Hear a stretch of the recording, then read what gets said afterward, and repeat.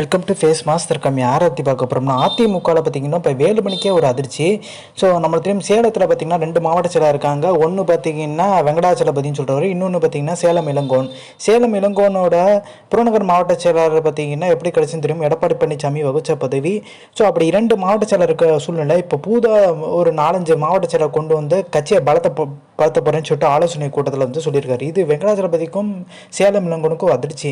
நம்மளோட பதவிக்கு நம்மளோட அதிகாரத்துக்கு பார்த்தீங்கன்னா எடப்பாடி பழனிசாமி வந்து லாக் பண்ணிட்டாருன்னு சொல்லிட்டு அவரோட உறவினர் ஒருத்தர் பார்த்தீங்கன்னா சங்ககிரி வெங்கடேசன் சொல்கிறவரை கூட்டிகிட்டு வர போகிறாரு.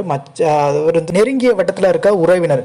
ஸோ அப்படின்னு சொல்லும்போது பார்த்தீங்கன்னா எடப்பாடியோட உறவினர்னு சொல்லிட்டு ஒருத்தர் மாவட்ட செயலர் இருந்தால் அவர் பின்னாடி தான் எல்லாருமே போவாங்க, எல்லா கிளை செயலர்ந்து ஒன்றிய செயலர் வரைக்கும் அப்படின்ற ஒரு பயம் பார்த்தீங்கன்னா 2 மாவட்ட செயலர் வந்தனால கொஞ்சம் ஒரு பீதியில் தான் இருக்காங்க. கிட்டத்தட்ட பார்த்தீங்கன்னா எடப்பாடி பழனிசாமி சொல்லியிருக்காரு, உங்கள்கிட்ட நான் கருத்து கேட்கல, இதுதான் முடிவு, நான் முடிவு எடுத்துட்டேன்.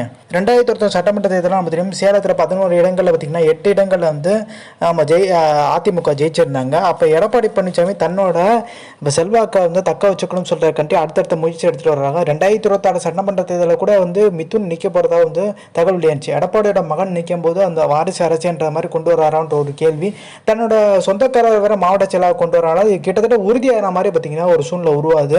ஏற்கனவே பார்த்தீங்கன்னா எடப்பாடி பழனிசாமிக்கும் வேலுமணிக்கும் மிகப்பெரிய ஒரு மோதல். வேலுமணியை கட்சி விட்டு தூக்குறதுக்கான முயற்சி வந்து ஈடுபட்ட ஆரம்பிச்சிட்டாரு.